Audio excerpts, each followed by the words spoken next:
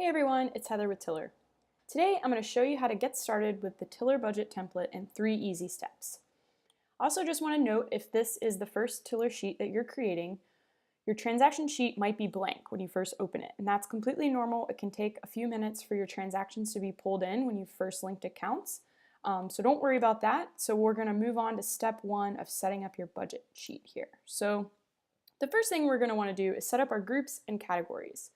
These are just some example categories and groups. You can overwrite these, delete them, add new ones. This is really yours to set up and reflect the way that you spend your money. So I'm going to create a group for adventure because I like to do a lot of outdoor adventuring.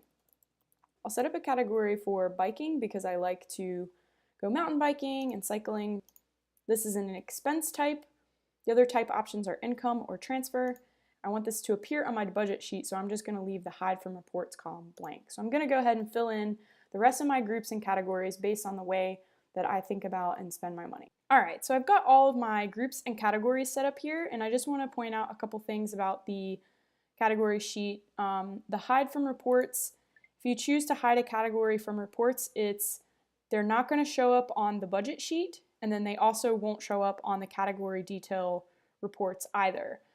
By default, transfer types do not show up on the budget sheet. That's intentional. You can learn more about the transfer category on our Help Center. But if you choose to hide a transfer type from reports, it also won't show up on the category detail report. The next step that I like to recommend to folks is that you go through and categorize your transactions from last month up to today. So you can see now that my transactions have pulled through.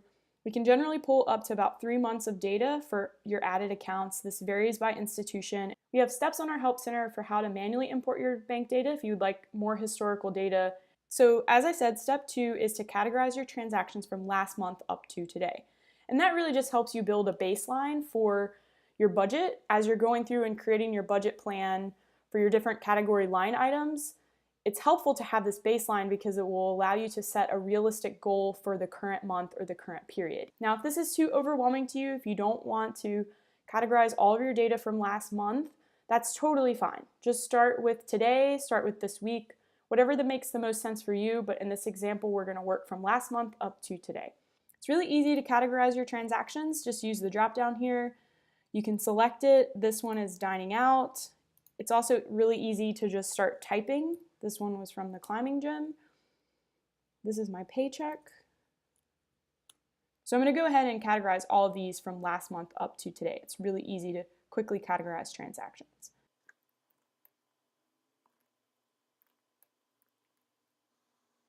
Okay, I'm down to my last transaction from October here, and this was just a little bit of interest that collected on my savings account. So I've categorized everything from October up to the most recent transactions from the month of November. So the third step is to go and visit your budget sheet and start planning.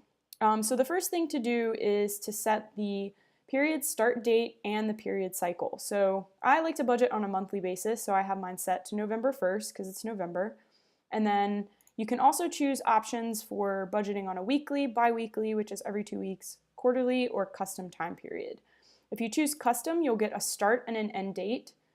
This is great if you have irregular pay cycles, or you just want to use like a yearly budget, for example. You'd set the start date to the beginning of the year and the end date to the end of the year. But I like to choose monthly, so I'm going to go back to monthly. The really useful thing about categorizing your spending from last month is that you get a realistic view of your spending from the prior period over here on the right, and that will really help you plan your budget for this current period.